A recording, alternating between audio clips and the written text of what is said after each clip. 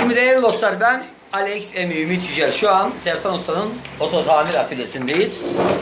Abi Buyurun Sertan soframıza. Usta yemek de yapmış. Enişte filan da burada. Necdet Ustamız da burada.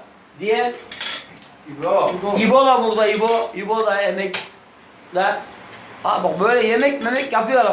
Hallevi şeyler böyle, ondan sonra da hadi gel. Şimdi gel yeme. Yemesen olmaz, yesen olmaz yani.